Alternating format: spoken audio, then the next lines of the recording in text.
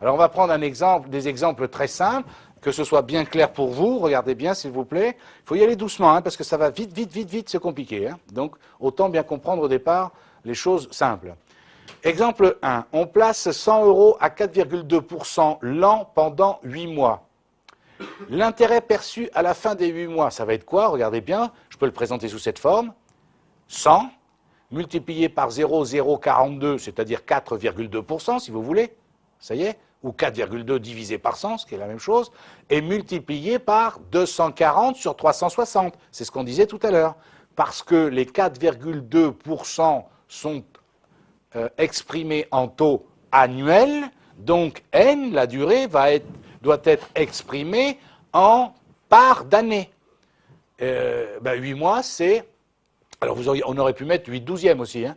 Ça va, vous me suivez, hein, tout bête. Hein.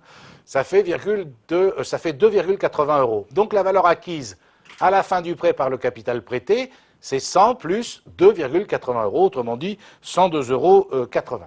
Alors une remarque importante, je dirais surtout parce que vous pourriez rencontrer ou aller voir dans d'autres auteurs que moi qui auraient écrit là-dessus, et il peut y avoir des petites différences. Alors moi je préfère prendre les devants pour pas avoir de soucis. Alors remarque, je dis, il est d'usage en France, dans les calculs d'intérêt, de compter l'année sur 360 jours et les mois étant comptés sur leur nombre de jours réels.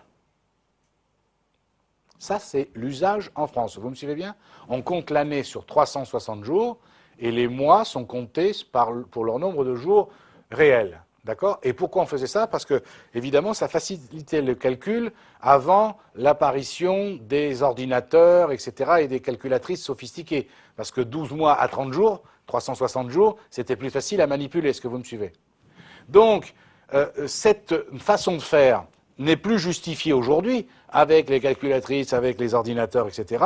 Et en toute logique, on devrait aujourd'hui non pas calculer, comme je vous l'ai dit, sur 360 jours, mais sur 365 jours, voire 366 jours les années bissextiles. Est-ce qu'on est d'accord? Eh oui, eh oui, eh oui.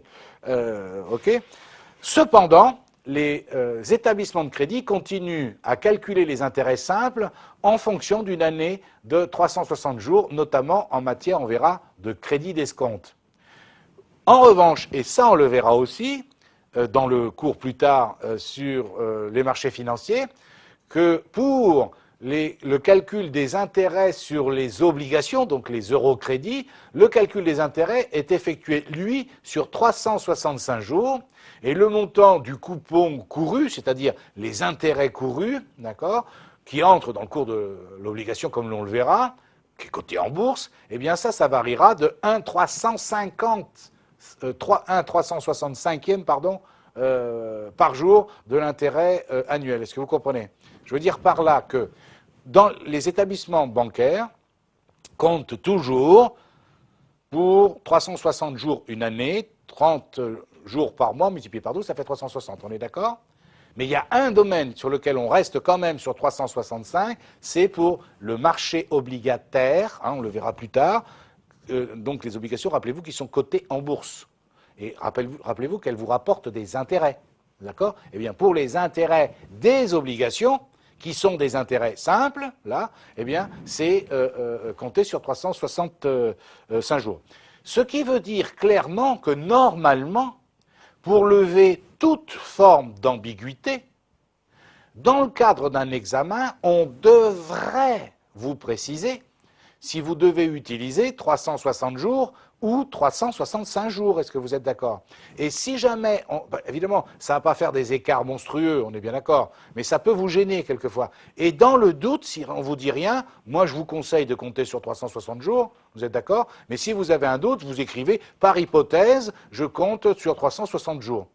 Pourquoi je dis ça? Parce que certains auteurs, eux, vont compter sur 365 jours et vous allez passer du temps, surtout s'ils ne démontrent pas leurs calculs, pour comprendre pourquoi il y a un écart entre ce que vous avez trouvé vous et ce que lui a trouvé. On est d'accord?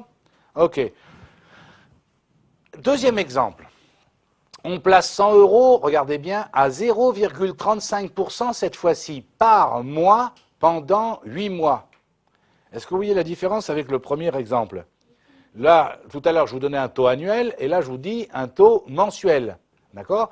Donc, l'intérêt perçu à la fin des 8 mois, dans cet exemple-là, ça va être quoi? 100 multiplié par 0,0035, c'est-à-dire 0,35%, et multiplié par 8.